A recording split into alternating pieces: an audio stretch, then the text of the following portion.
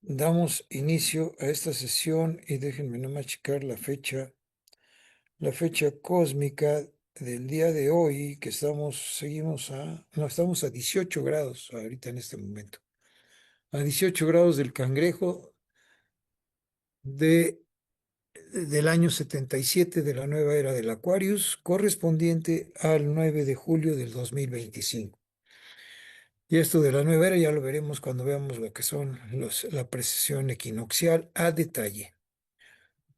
Bien, pues no sé si tengas alguna pregunta, Marco. Yo ya le pregunté a Miroslava, ya me dice que no, nada más ha estado con la tentación de investigar para profundizar en los conocimientos y eso me da mucho gusto. Bien, ¿tú, Marco, tienes alguna pregunta? Pues no, maestro, por ahora no. Solamente pues igual, ando a la expectativa de lo que se nos vaya dando. Bueno, pues entonces vamos a arrancar el día de hoy. Voy a compartir pantalla. Déjenme ver dónde quedó la bolita.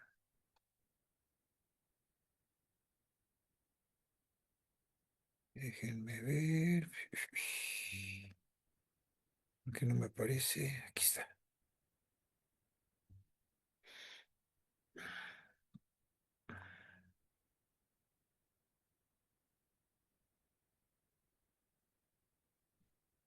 Bien. ¿Confirman si están viendo ya la pantalla? Sí, Ok. Bueno, la semana pasada estábamos viendo estos puntos. Vamos a dar una pequeña repasadita a las últimas láminas que vimos, que dijimos que la cosmobiología pues, está basado en la astrología, en la astronomía y en la astrosofía. Y mencionamos que la astrología es una ciencia olvidada desde la más remota antigüedad y desde los principios de desarrollo de la inteligencia humana se encuentra precisamente la astrología ya presente, puesto que antes la astronomía era parte de la astrología. Entonces la astronomía y la astrología formaban una sola ciencia, lo cual había una síntesis, existía la síntesis porque estaban unidas las dos. Astronomía y astrología eran una sola. La astronomía, ahora, como decíamos, es una ciencia de distancias, magnitudes, masas, velocidades, ubicaciones, etcétera, basadas en observaciones, hechos con la ayuda de telescopios maravillosos que nos llevan a conocer dimensiones y situaciones inalcanzables para la simple vista del ojo humano. Bien, le damos la bienvenida a Duina. ¿Cómo estás, Duina? ¿Nos escuchas bien, Duina?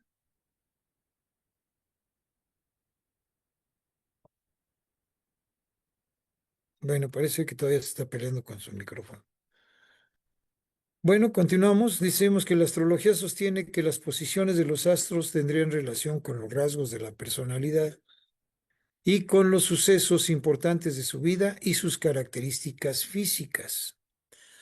La astrología concurría con la astronomía, estudio científico de los astros, y como decíamos, en la antigüedad formaban una sola ciencia, que se separaron después del Renacimiento a raíz del racionalismo, al igual que la alquimia se separó de la química. La química y la alquimia también eran una sola. Entonces, tanto el Renacimiento como el racionalismo, como también la persecución que hubo en contra de lo que eran los astrólogos. Entonces, la astronomía es objetiva. Dentro del método dialéctico de estudio, que es la tesis, antítesis, síntesis y matesis, podríamos considerar que la astronomía es la parte objetiva, es la tesis, la parte científica.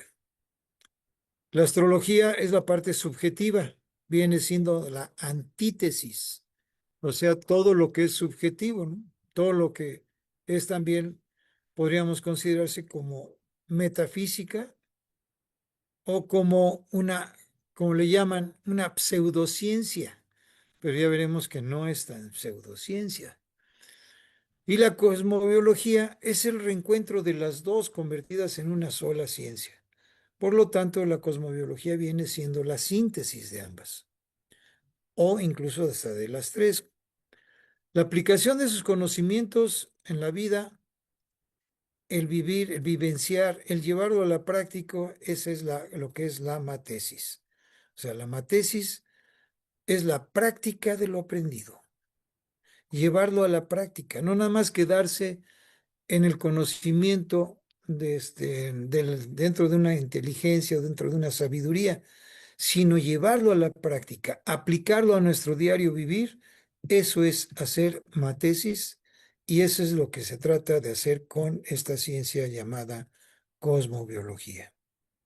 Habíamos hablado y dejado un poquito pendiente lo que era una de las ciencias de aporte, que es la astrosofía, que como decíamos también, dando un poquito de remembranza al lunes, es la vertiente de la cosmobiología en la cual se hace la lectura cosmobiológica desde la perspectiva mental, espiritual y evolutiva.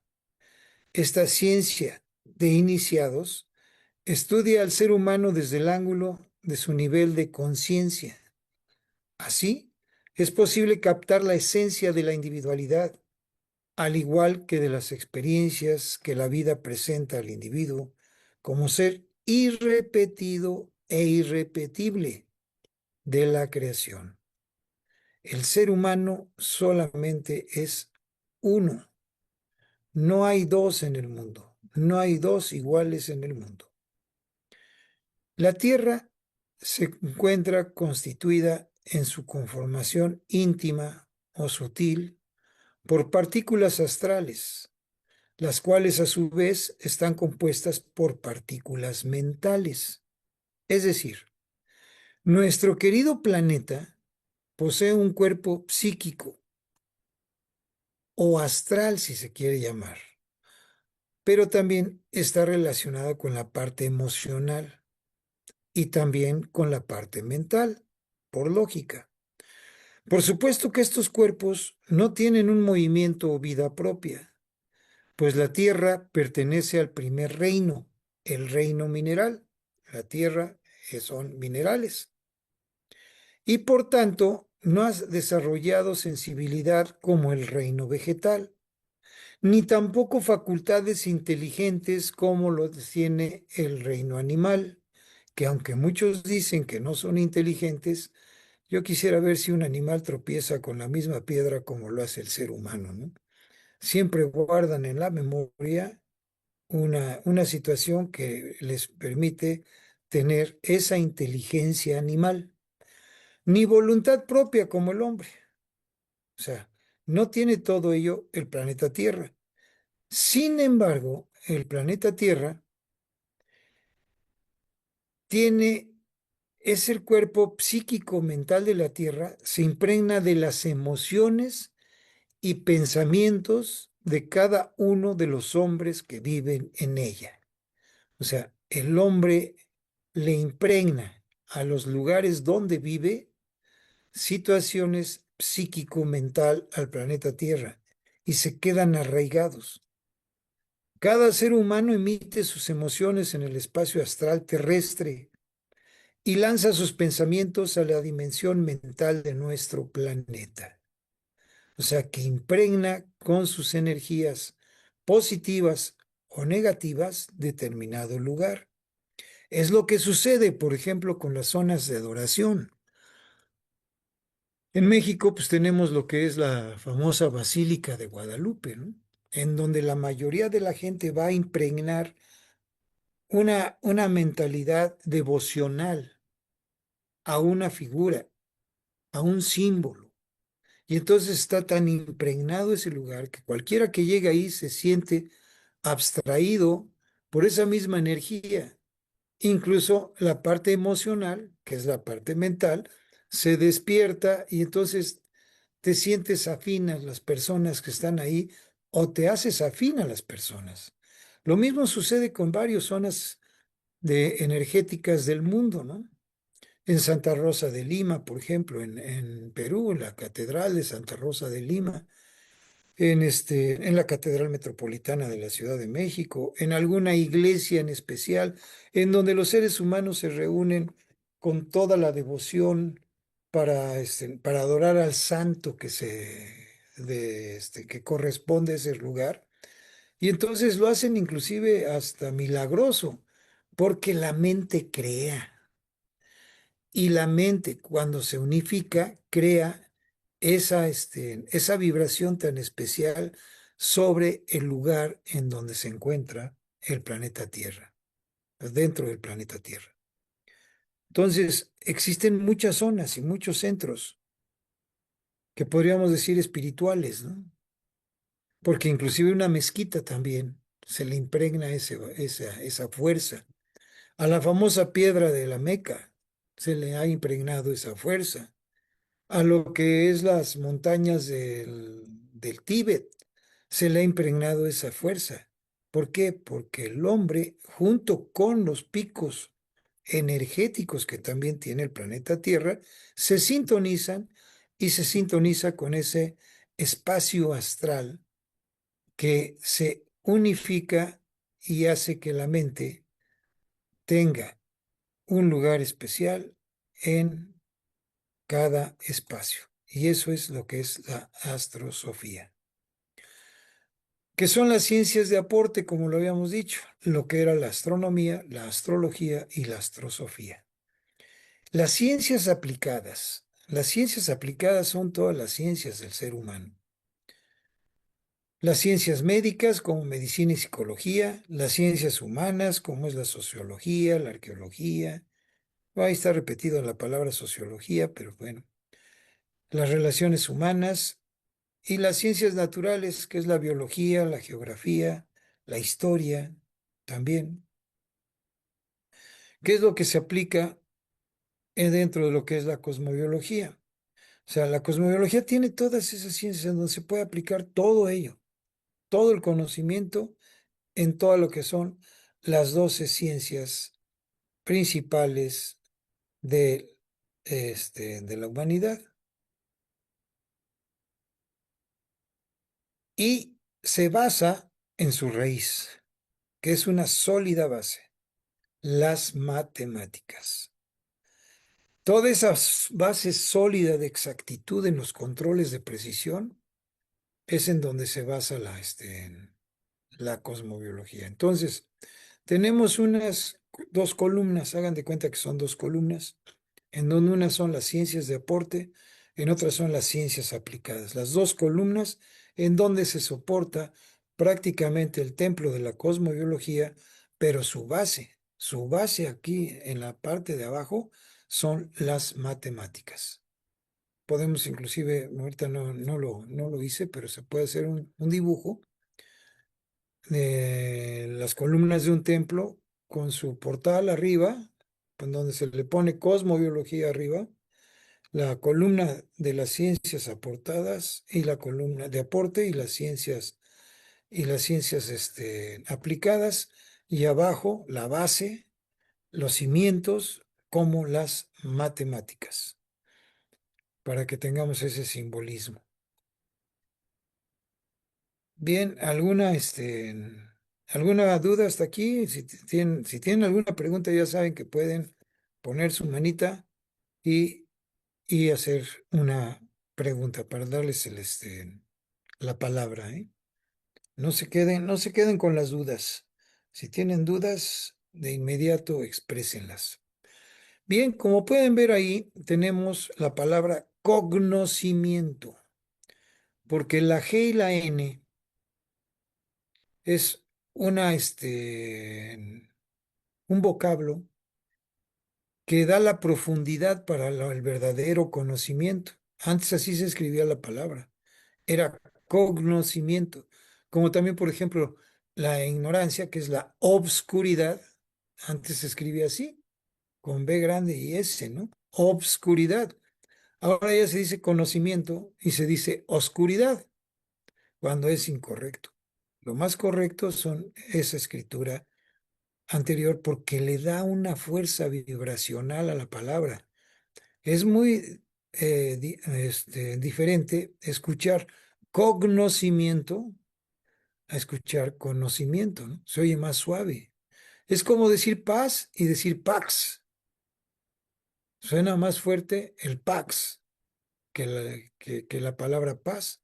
Y las dos tienen el mismo significado, nada más que uno tiene más efecto sobre la psiquis del ser humano. Así, conocimiento tiene más fuerza psíquica que conocimiento simple y sencillamente. Entonces, es más profundo.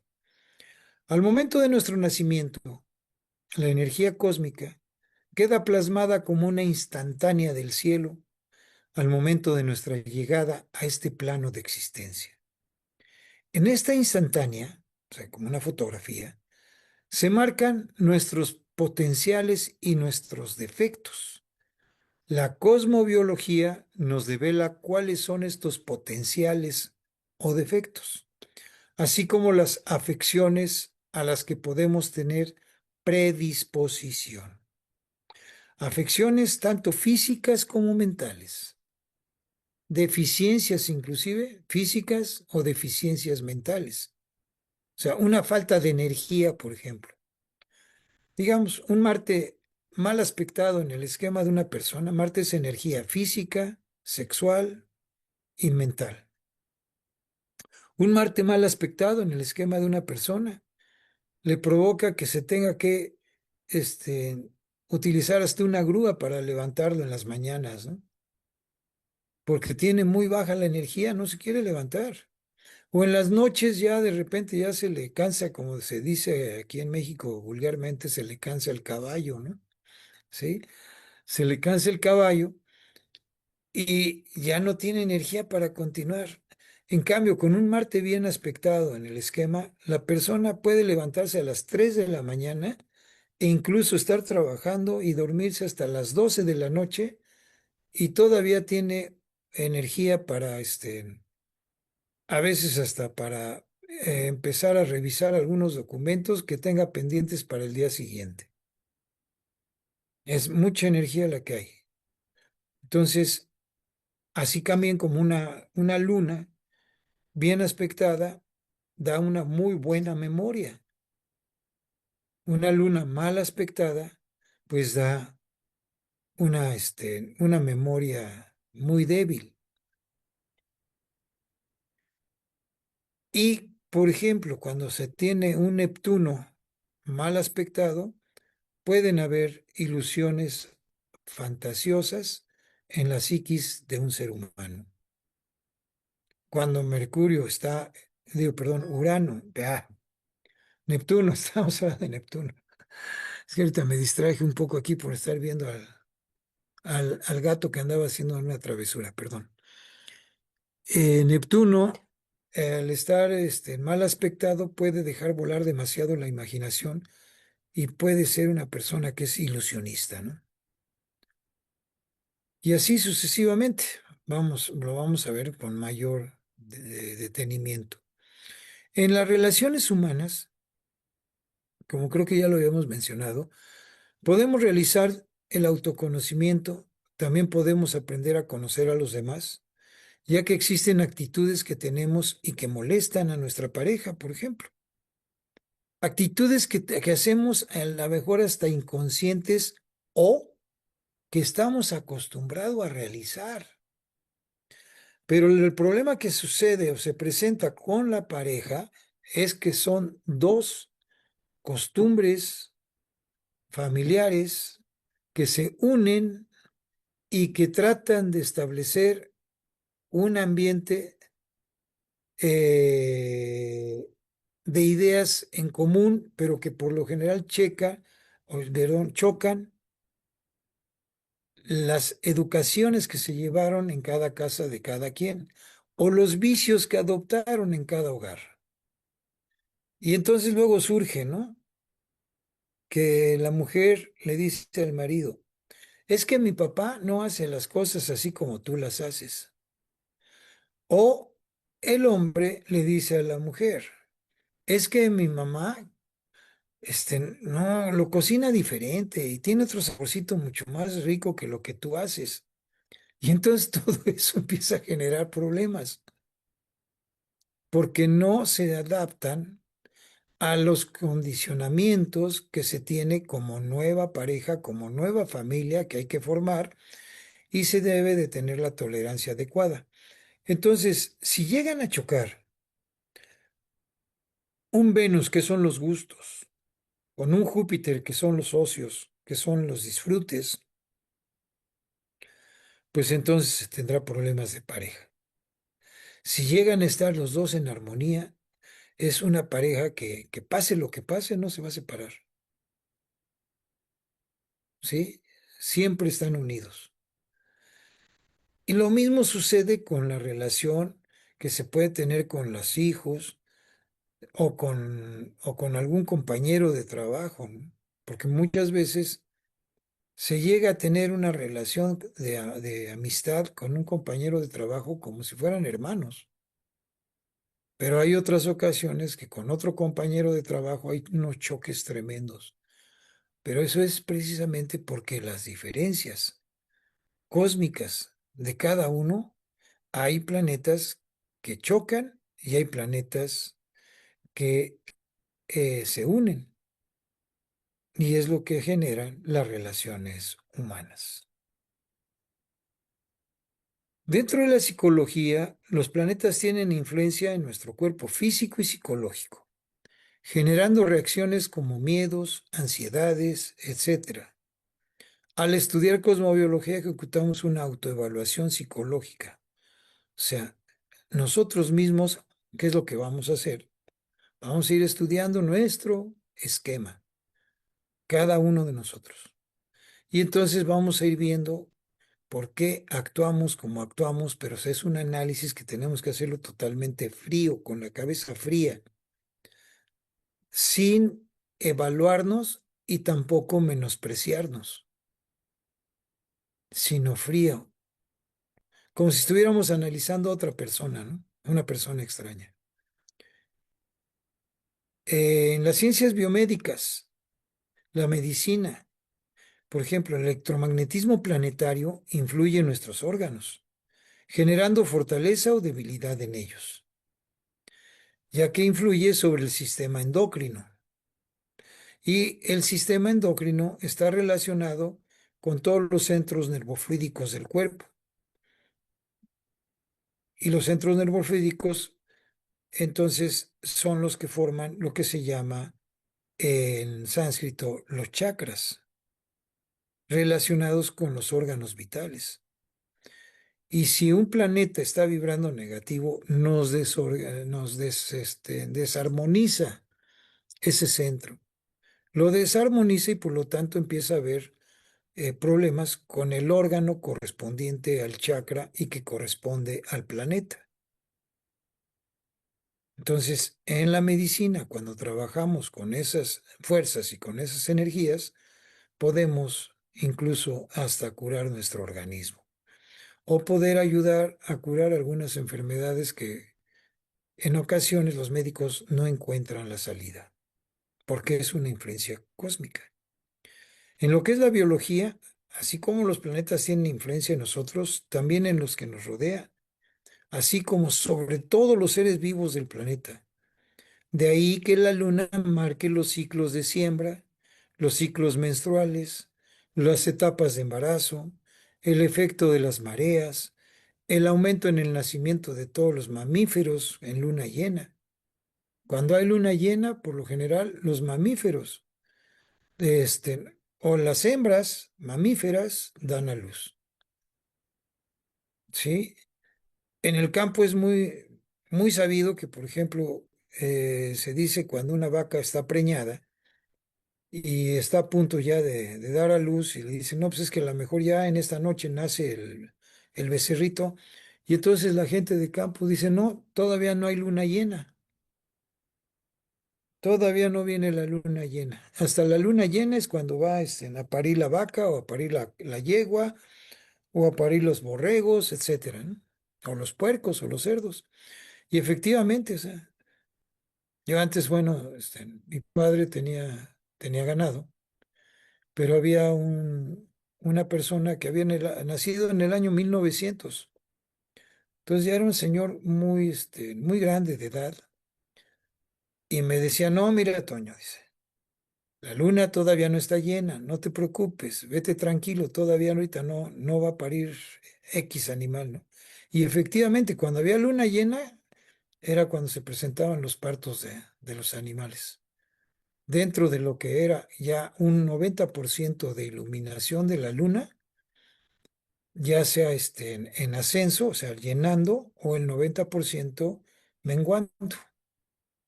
O sea, un 10% de menguando. O sea, dentro de esos 4 o 5 días que tardaba la luna en toda su magnitud, era cuando se presentaban los partos. Y los médicos, pues lógico, también es cuando tienen más trabajo. En las ciencias humanas, en la sociología y sus ciencias derivadas, los grandes ciclos precesionales, que los vamos a ver a detalle, y la influencia planetaria marcan la forma de relación de las distintas sociedades que han habitado el planeta Tierra. O sea, épocas de una cultura, épocas de una moda, por ejemplo, ¿sí?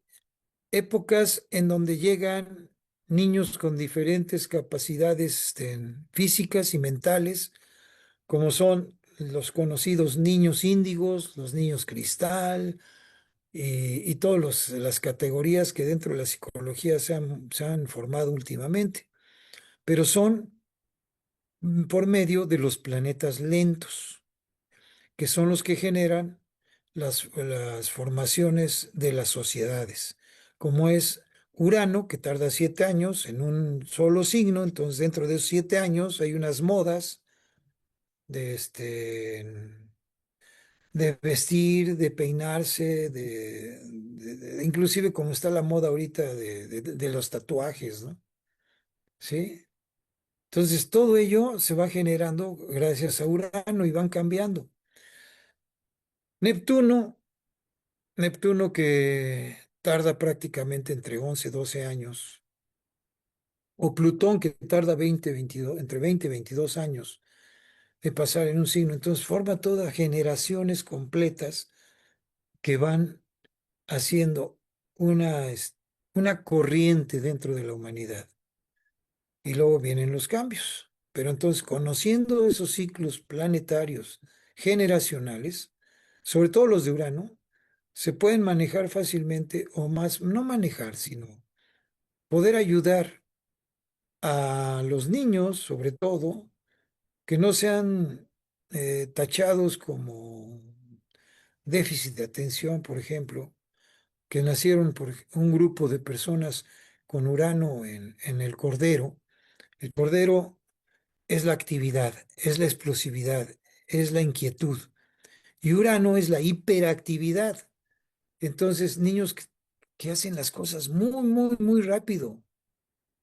Y entonces pues, fueron catalogados como con déficit de atención, pero son súper inteligentes porque aprenden las cosas de inmediato, las aprenden de inmediato y ya se distraen en otras cosas. El problema es que si tienen una mente débil, una luna débil, entonces esos niños muchas veces aprenden rápido, pero también al día siguiente olvidaron rápido. Entonces eso ayuda mucho en lo que es la sociología.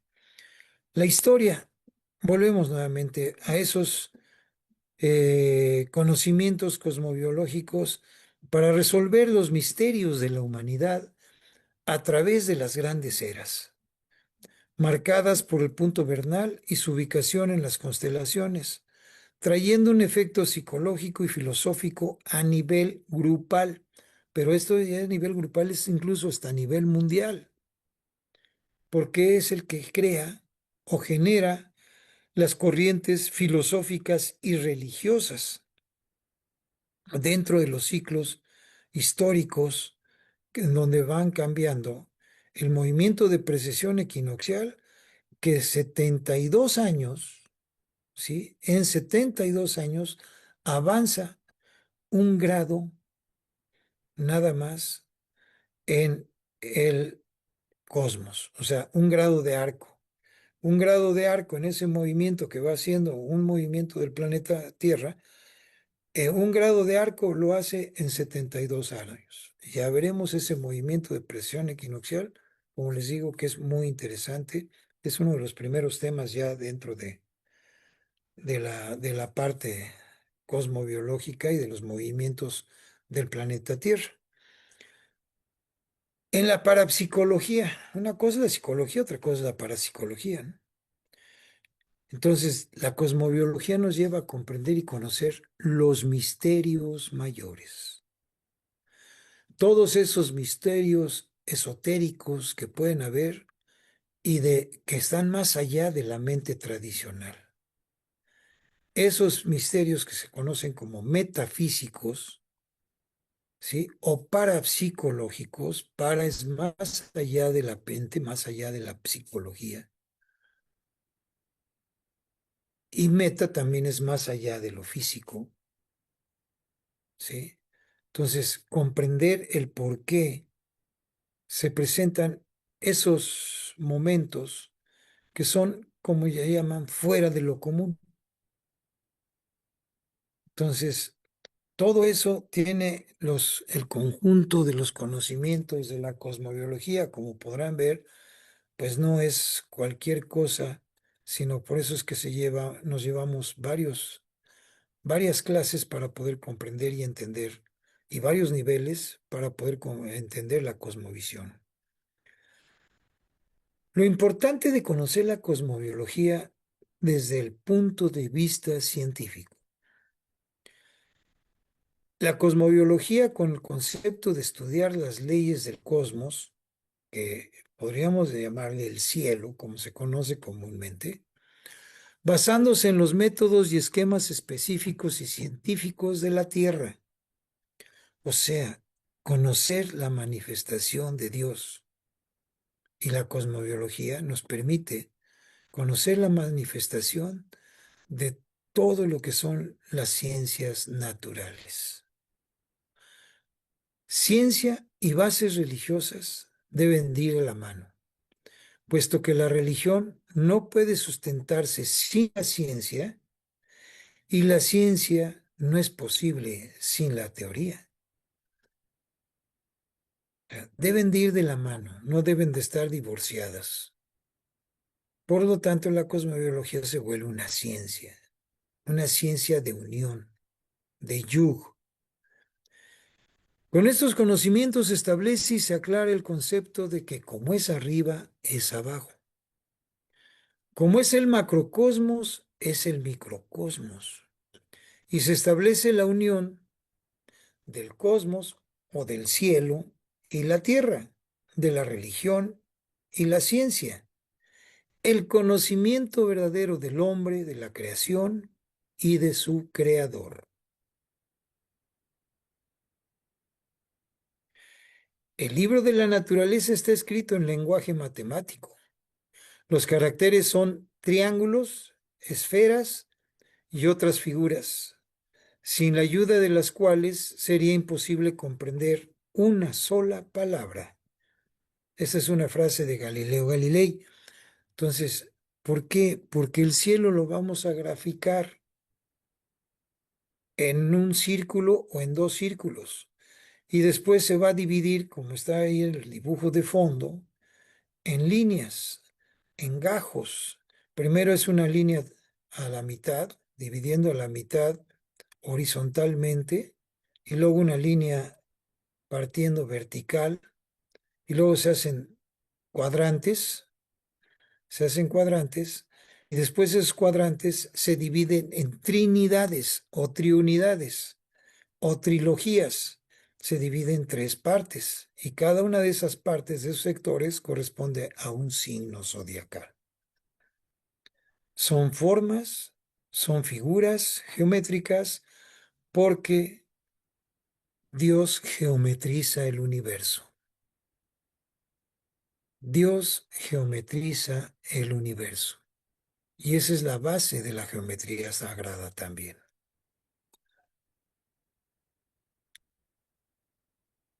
La cosmobiología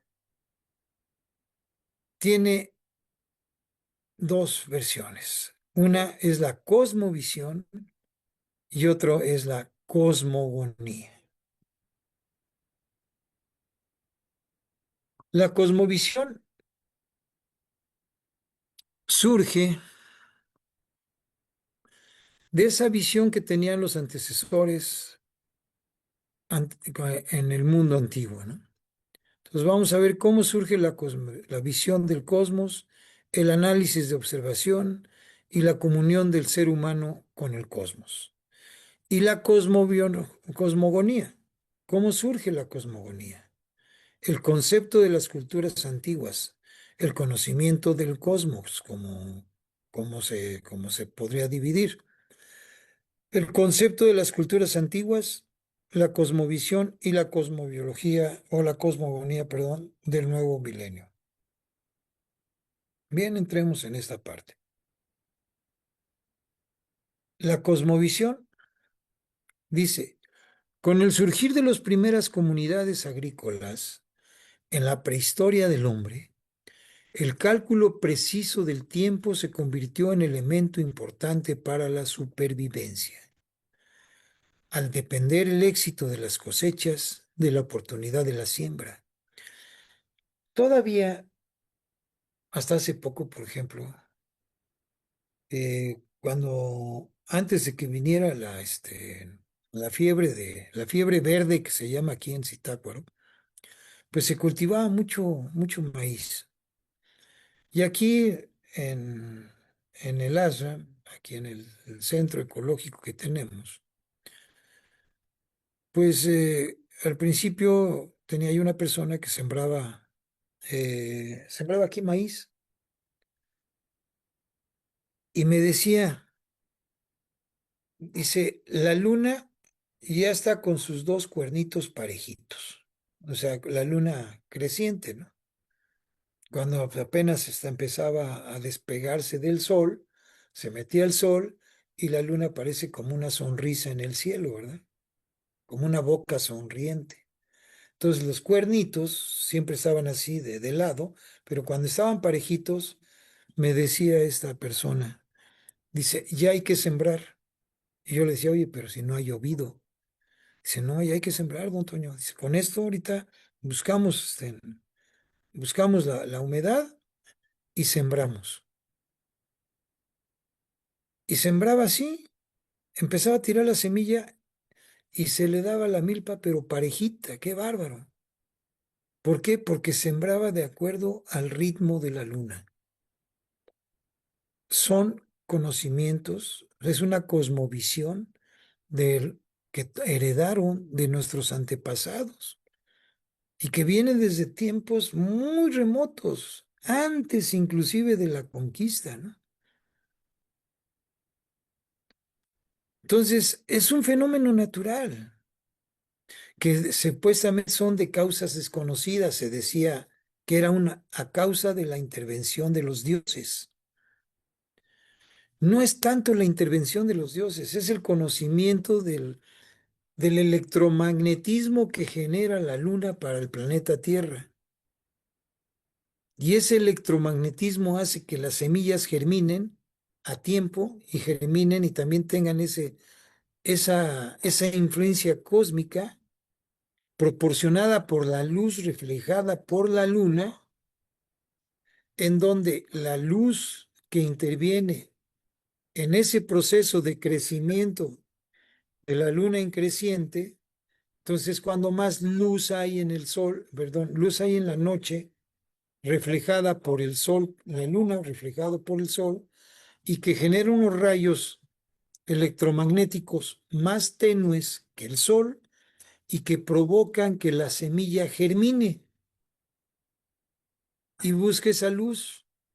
Y entonces la semilla germina. Y es muy interesante conocer esa fuerza de la luna, ¿no? Entonces, bajo ese marco histórico surgió la astronomía, dando los primeros conceptos que hicieron nacer a la astrología. O sea, la influencia de los planetas, sobre todo la influencia del Sol y de la Luna, que son nuestras dos luminarias.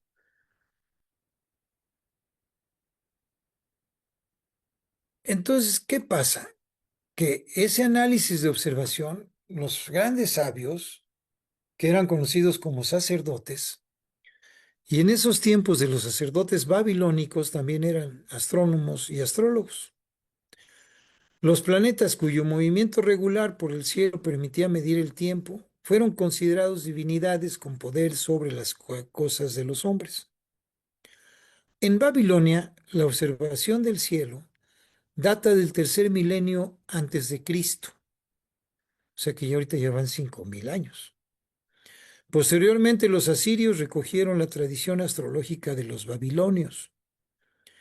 La biblioteca de tablas de arcilla de Asurbanipal contenía documentos astrológicos sorprendentemente detallados. De los caldeos y asirios, la astrología pasó a Egipto y a Grecia. Esos conocimientos fueron siendo trasladados hacia aquellas culturas. O sea, lo que vamos a aprender es una cosmovisión de los babilonios. El primer manual de astrología se llama Tetrabiblos. Data de Ptolomeo, el griego. Data del siglo II de nuestra era, siendo un libro sobre filosofía y las prácticas astrológicas. Texto que fue la autoridad en astronomía durante más de 1000 años. Porque recuerden que la astronomía y la astrología pues estaba unida. Entonces eran los tránsitos o los planetas en sus tránsitos, en sus rutas y la influencia de los planetas sobre la psiquis del ser humano y sobre lo que eran las siembras y la producción de granos.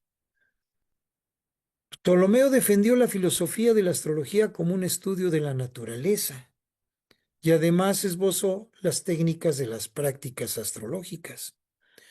Esto fue lo que ayudó a asegurar la tolerancia teológica hacia la astrología en la Europa central.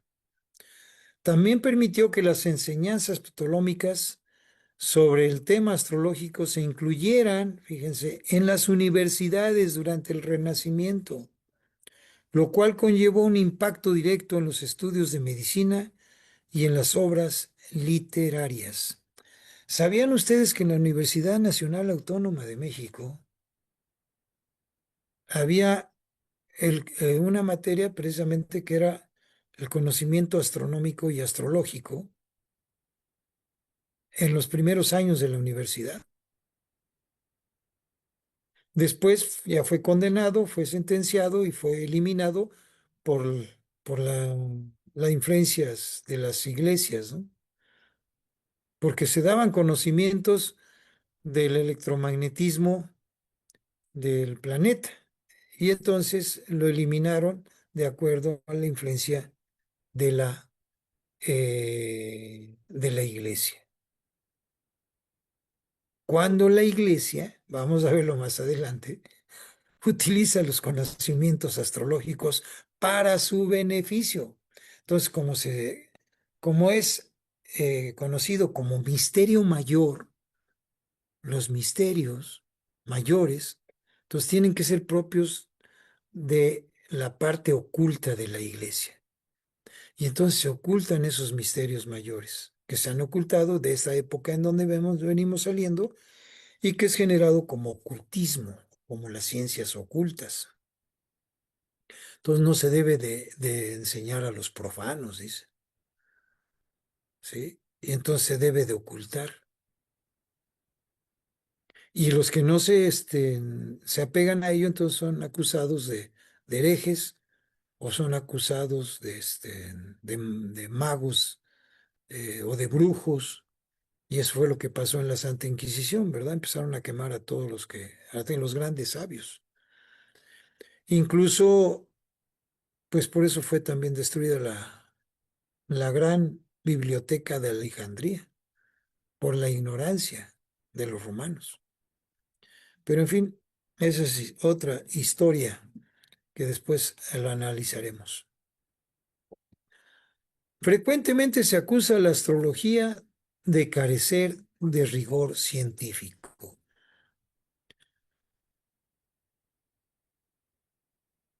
Debido a la antigüedad histórica de esta disciplina, sus métodos basados en la combinación de un lenguaje propio de símbolos, signos, planetas, casas astrológicas, aspectos, decanatos, etcétera, que es todo lo que se maneja dentro de una carta astral. La correspondencia entre dichos símbolos y los hechos o caracteres simbolizados no se adapta a las exigencias de rigor de las disciplinas más modernas. Esto no ha sido inconveniente para que personalidades de la ciencia de la categoría de Newton, de Kepler o de Jung no solo la hayan considerado con respeto, sino que la practicaron ellos mismos. Ellos mismos los aplicaban en su diario vivir. Permítanme, déjenme ver, aquí se me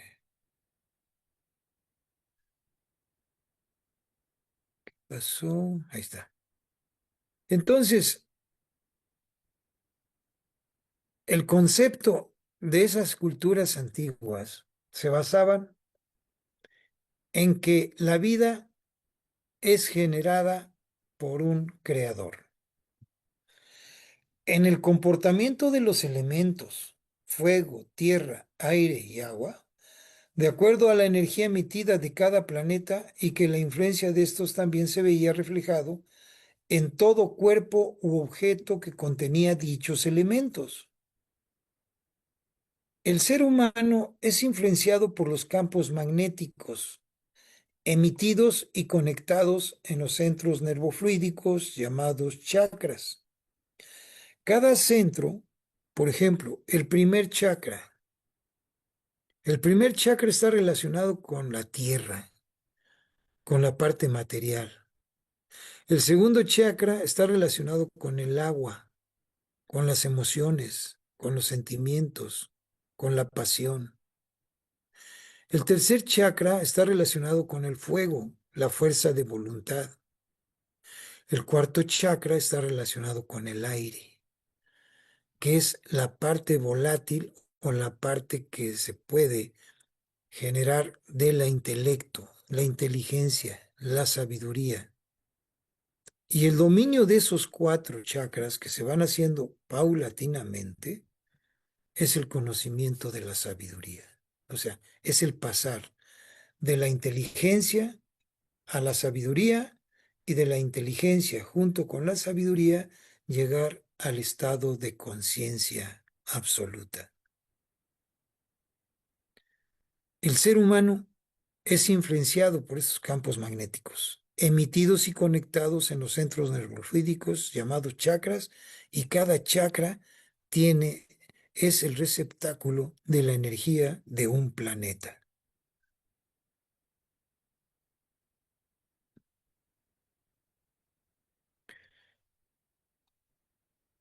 Bien, ahora, la cosmovisión y la cosmogonía en la nueva era, en esta nueva era del Aquarius, es la integración de los métodos de observación y de interpretación.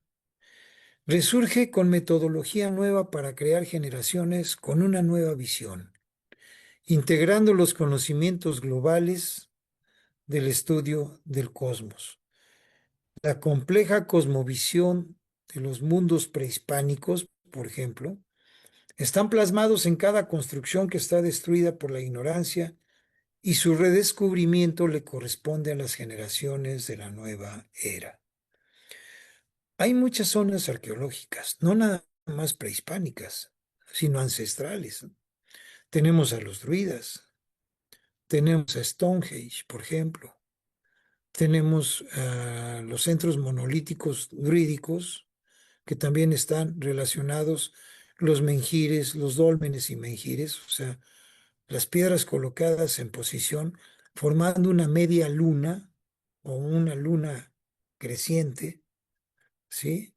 Y orientadas hacia una encina, ¿no? Hacia un árbol sagrado. Entonces, todos esas construcciones, inclusive ya hablando del mundo prehispánico aquí en América, en donde las pirámides están orientadas de acuerdo al tránsito del sol, al tránsito de la Luna o al tránsito de Venus, que eran los más comunes y corrientes, vamos a decirlo así. ¿Por qué? Porque eran los que más resplandecían en el firmamento. Si nosotros observamos, la estrella más brillante que hay en el firmamento, ya sea al atardecer o al amanecer, o más bien al anochecer, que ya debe ser de noche para poderla ver, o cuando está en penumbras la mañana, brilla demasiado una estrella y esa estrella es Venus y va a depender de en dónde, en qué posición del Sol se encuentre, ¿no? Está el Sol aquí, está Venus acá, pero nosotros estamos acá, entonces podemos observar a Venus que está de este lado del Sol. Entonces se mete primero el Sol y luego se mete Venus, pero Venus después le da la vuelta al Sol y entonces después vemos que se mete primero Venus y se mete después el Sol. Entonces al amanecer sale primero Venus y luego sale el Sol. Entonces por eso es que es la estrella del amanecer o la estrella del atardecer, dependiendo de la posición de Venus, dependiendo en dónde está desde nuestro punto de observación.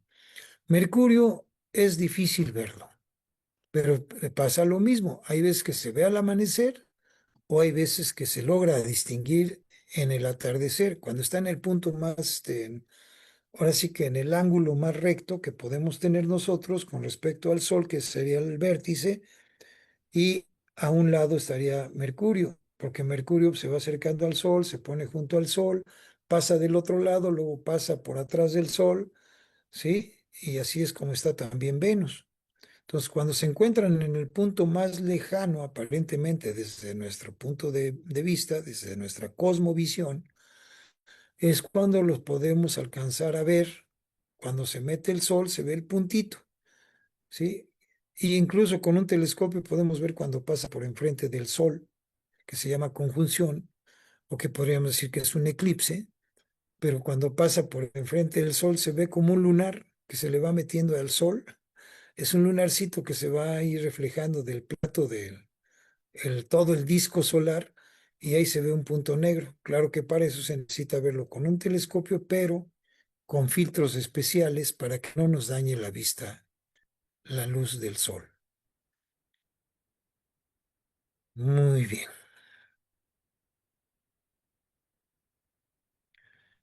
Una galaxia no es más que un átomo en el cosmos, formado por los globulares, o sea, sistemas separados. Mucho más allá de vuestra Vía Láctea se registran hoy millones de nebulosas espirales, hasta 100 millones de años luz.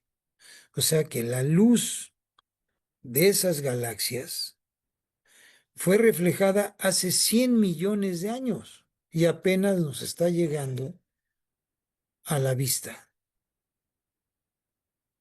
Entonces, hay soles que hacen explosión en el universo, pero su luz de esa brillantez nos llega miles de años después.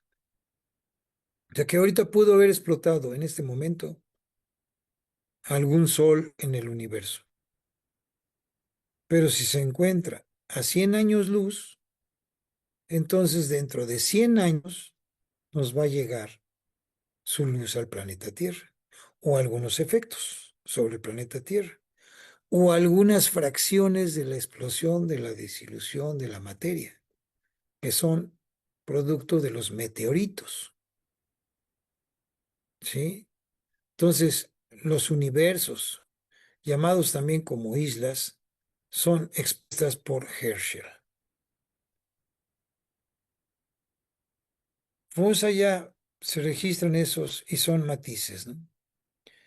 He ahí, pues, el macrocosmos, una potencia cósmica llamada también naturaleza o incluso destino, y que los hermetistas consideran en tres planos. Fíjense, el mundo sublunar, que es el mundo o el espacio que existe de la Tierra a la Luna, es el universo de las fuerzas físico-químicas. Es todo lo que concierne a la acción sobre la Tierra. El universo medio, el Sol y los planetas, o sea, el sistema planetario solar, y que tiene de ahí dependen esas fuerzas astrales. Recuerden que nosotros tenemos ese campo astral o un cuerpo astral. Se le llama astral porque ahí es donde se captan todas las fuerzas electromagnéticas del sistema planetario solar. Por eso se llama cuerpo astral. Eso que se dice tener un viaje astral, pues es totalmente falso, ¿sí? Puede haber un viaje un, un viaje psíquico, pero sería mental, no astral, porque la mente se puede canalizar hacia diferentes puntos, enviando un pensamiento hacia un punto X, pero no es el astral, es el mental, es el cuerpo mental. El mundo empíreo, desde nuestro Sol hasta los otros soles situados en la esfera de atracción. Son las fuerzas, principios en acción en el universo entero. Ya es el mundo empíreo. Entonces tenemos tres mundos, el sublunar, el medio y el empíreo. Vamos a trabajar con el sublunar y y el mundo medio o el universo medio, que es esa fuerza psíquica o física, química, entre la Tierra y la Luna, y el universo medio, que es el Sol y los planetas.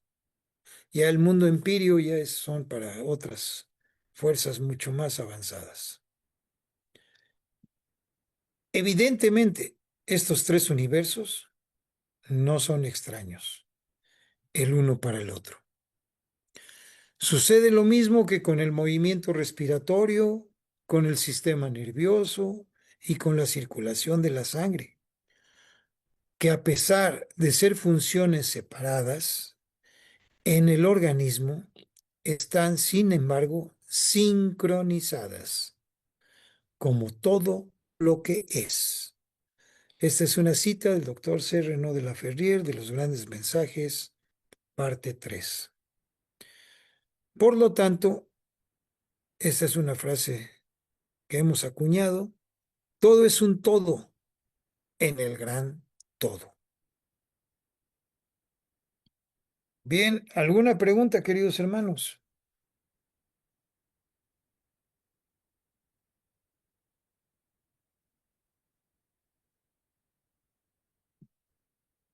Miroslava, te damos la palabra. No, ahorita me llamaba la atención esto que decía de los viajes astrales, porque pues yo lo había escuchado antes, lo escuché con una persona que estudió metafísica y bueno, esta concepción o esta explicación que ahorita usted nos da, ¿no? O sea, que cambia mucho esa parte o esa visión. Solo eso. Sí, es que aquí venimos a romper con muchos paradigmas, ¿sí? Porque pues, realmente astral viene de astros, ¿no? Viene de los astros. Entonces el cuerpo astral es una influencia de los astros. No tiene nada que ver con los viajes astrales que se llaman. Son viajes mentales, porque es la mente la que se puede dirigir hacia un punto para enviar alguna sensación, emoción, y la mente es la que crea. La mente es creativa y es la que crea para bien o crea para mal. Cuando una persona está pensando negativamente para con otra persona, le está enviando, como se dice, malas vibras, y entonces le puede causar daño, ¿no? Incluso, fíjate, hasta en las oraciones, hay personas, hay mamás que se van los hijos, ¿no? Se van los hijos, vamos a decir, fuera de aquí de Zitácuaro, ¿no? O fuera de México.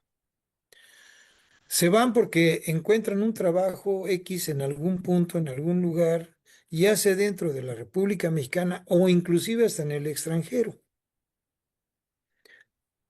Y la madre va todos los días a orar a la iglesia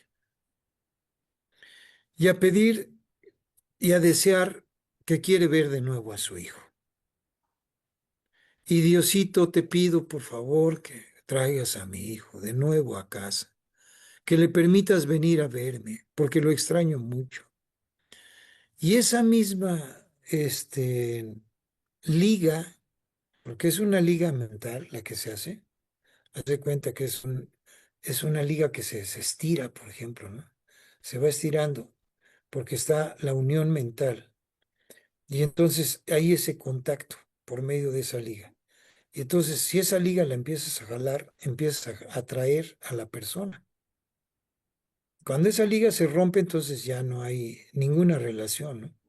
Pero cuando hay una liga, un estrecho, en contacto, entonces, y está pensando esta persona de que venga la otra persona se desespera tanto que es capaz de pedir permiso y si no le dan, de todos modos se viene porque es el cumpleaños de su mamá.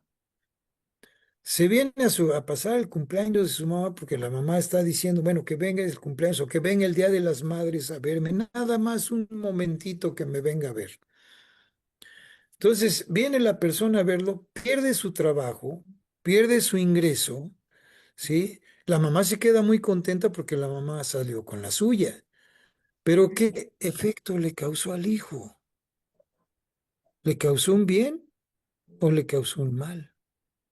Entonces, sus oraciones en la iglesia, que en la iglesia, ¿eran positivas o era magia negra?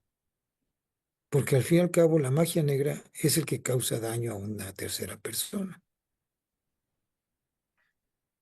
Entonces, esas oraciones estaban mal canalizadas, mal empleadas y generaron la desgracia para la persona a la cual se le estaba canalizando el pensamiento, enviando las vibras del pensamiento, que para ella era todo bondad, todo dulzura y a lo mejor amor, para ella desde su punto de vista, pero para el otro fue estrés, desesperación, nerviosismo, angustias, ¿sí?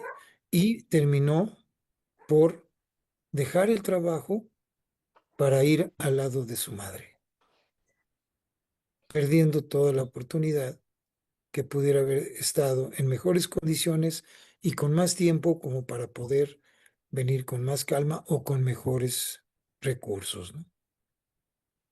Entonces, hay que cambiar los conceptos. Sí, y Ok, lo no curioso sé es si... que existe mucha Sí, literatura al respecto.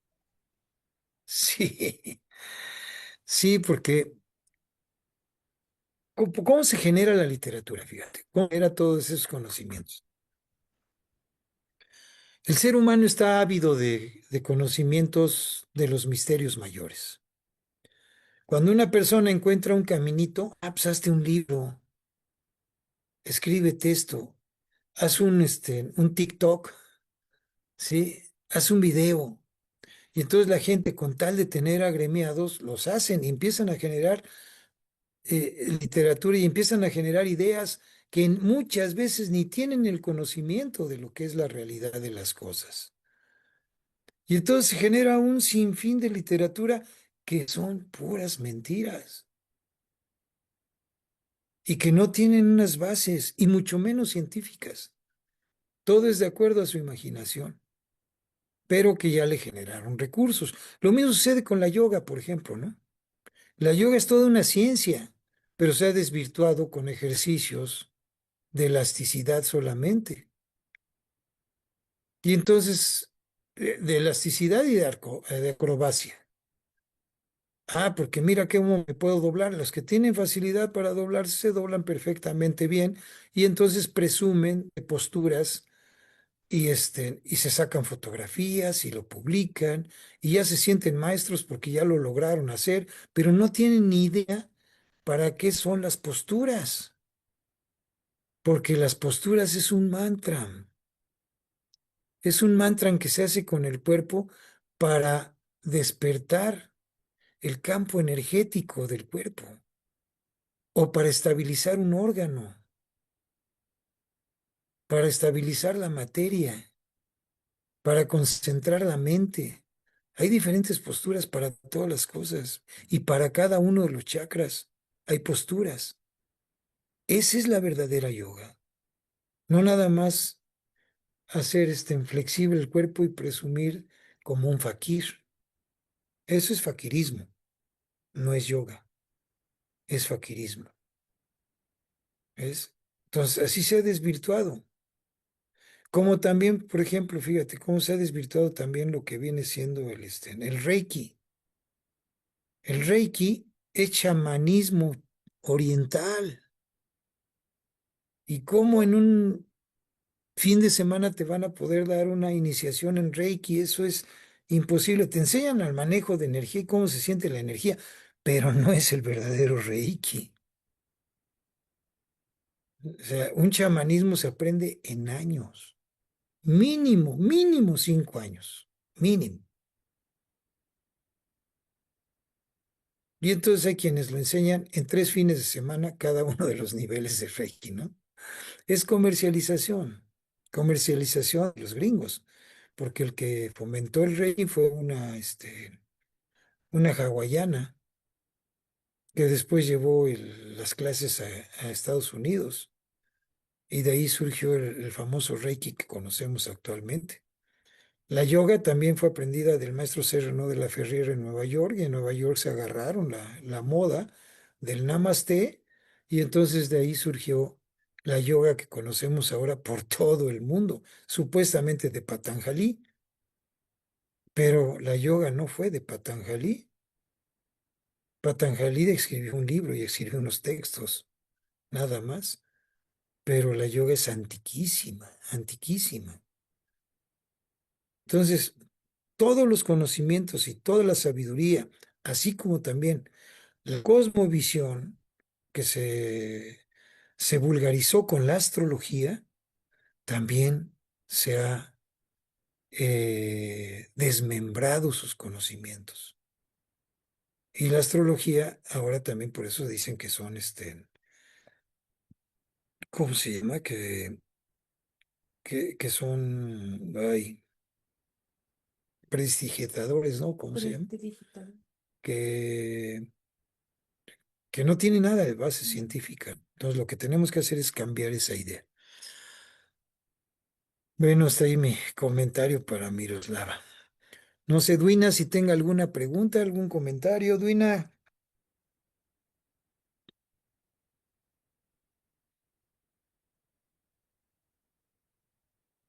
Buenas noches, ¿me escuchan? Sí, perfectamente bien, te escuchamos, Duina. Perfecto, un gustazo estar por acá. No, no tengo preguntas, aprendiendo mucho y bueno, saludo a, a Diana Vanessa, a todos los compañeros. Bueno, gratitud. Muy bien, Duina. Gusto en saludarte y aquí estamos. Ahora le damos la palabra a Marco. A ver, Marco, si tienes alguna pregunta, algún comentario. Sí, maestro, tengo una pregunta. Bueno, acabamos de mencionar en una de las láminas que la influencia cósmica en nuestro nacimiento entra, ¿no? Se impregna nuestro cuerpo astral, ¿no? Con esa influencia de los planetas.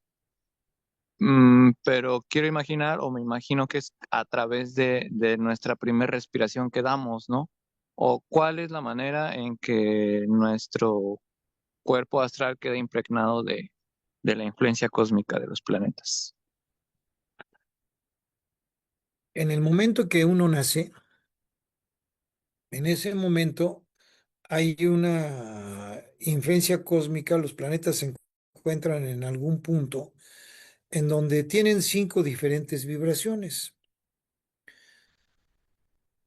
Por decirlo así, desde el punto de vista matemático también, pueden vibrar negativo, que tendrían un signo negativo, muy negativo, tendrían 2 signos negativos, neutros estarían neutros, estarían en cero, positivos con un signo positivo o muy positivos con 2 signos positivos. Entonces, dependiendo de cómo están los planetas en ese instante y al momento de que uno respira por primera vez y se carga con esa energía que hay ahí en ese instante, cada una de las guías se van a los puntos, ¿sí? Personalizados, o sea, a los chakras. Porque en el momento en que respiras se prenden los chakras, o sea, se encienden como si fueran foquitos de Navidad, puf, puf, puf, puf, se prenden 7 focos principales. Alrededor de esos 7 focos, o sea, de cada uno de ellos, se prenden 4 más, relacionados con los 4 cardinales, con los 4 elementos, etcétera, ¿no? Se prenden 4. O sea, ya tenemos 4 por 7, 28. Pero alrededor de esos otros 4, de cada uno de ellos, se prenden otros 4 más pequeños. Y de esos otros 4 se prenden 4 más. Y así sucesivamente hasta hacer 72,000 chakras. 72,000 foquitos que se encienden en ese pequeño cuerpecito que apenas acaba de tomar su primera respiración y que de inmediato puf, puf, puf, puf, puf, puf, puf, puf, puf, es como si conectaras un árbol de Navidad y se encienden. Por eso es que no hay niños feos, ¿sí? Aunque se vean horribles, para los padres son hermosos y para la familia, ay, qué bonito niño, ¿no? Porque son simpáticos, porque tienen todos los foquitos encendidos. Un árbol de Navidad es hermoso cuando lo ves, ¿no? Cuando se enciende, si se da alegría y todo, da felicidad. Así son los seres humanos. Se encienden, se prenden, se conectan. Nada más que después, a las 3 horas se pueden empezar a fundir los foquitos, ¿eh? A las 3 horas de nacido, con la primera lactancia, fíjate, con la primera lactancia puede empezar a generarse un odio, un rencor o una felicidad en el ser humano. Si es alimentado con el pecho de la mamá, con cariño es felicidad. Si es alimentado con una mamila artificial, ya es abandono. La psiquis empieza a manejar abandono, desprecio de la humanidad. Entonces, a partir de ese instante hay que empezar a tratar de mantener todos los foquitos encendidos, porque conforme se van apagando, se va generando el carisma. O sea, se va perdiendo el carisma. O se mantiene o se va perdiendo.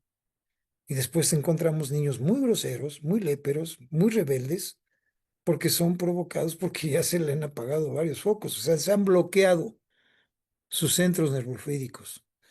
Pero a su vez, ¿por qué se han bloqueado? Porque nacieron con esas características también cósmicas.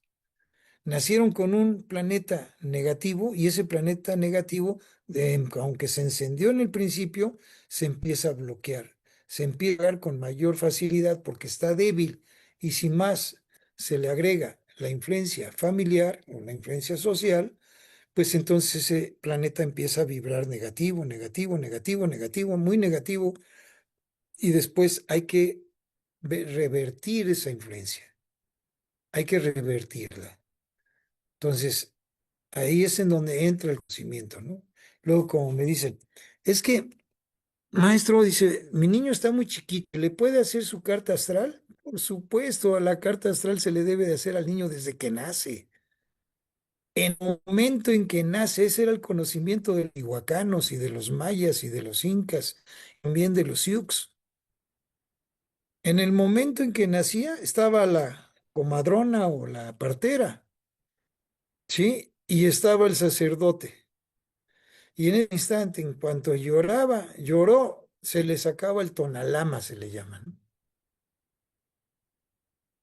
Y entonces ya se sabía la capacidad que traía el niño. Si traía capacidad intelectual, se iba al Calmecac. Si tenía capacidad de ser un artesano, se iba al Tepochcali. O un guerrero, el Tepochcali. Y si era mujer también, la canalizaban al Calmecac, al Tepochcali, pero para la mujer había, para todas en general, había otro que se llamaba el anexo al Calmecac, que se le enseñaba a vencer todos los traumas mentales clásicos de la mujer. Y también a conocer su organismo como mujer, porque era la que procreaba la vida, fíjate. Y con conocimientos cósmicos. Entonces, desde el momento en que se nace, se debe de tener esa cultura de aprendizaje. Hasta ahí mi comentario. No sé si tengas alguna otra pregunta, Marco. No, maestro, muchas gracias. Pax. Pax, querido hermano. Muy bien. Bueno, pues, queda abierto de nuevo. ¿Hay alguna pregunta? ¿Alguna otra pregunta acerca de los comentarios que hicimos ahorita al final?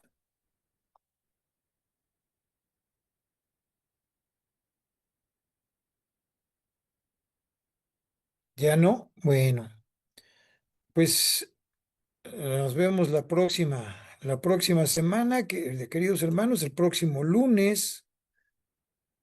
A ver, espérenme, ¿qué pasó aquí? ¿Sí me escuchan? Sí, Sí, sí se escucha. Sí me sí, escuchan. Sí, ¿verdad? sí, Sentí que todo se bien. me había ido aquí la señal. No, Bueno, la próxima semana ya vamos a ver lo que es el paralelismo entre el macrocosmos y el microcosmos, ¿no? Ese paralelismo que hay. Ese sería el tema del próximo lunes. Y pues los espero el próximo lunes. Que tengan una bonita semana, queridos hermanos. Y pues si ya no hay ninguna otra pregunta, vamos a cerrar nuestra sesión. Que tengan excelente semana. Nos vemos. Bye bye. Hoy sí no abrieron sus cámaras. Hoy sí no los vi. No me dejaron verlos. Nos vemos, maestro. Saludos, nos hermana vemos. Vane. Dulina. Pax. Bye bye, Dulina. Saludos a Que todos. estén bien. Sí.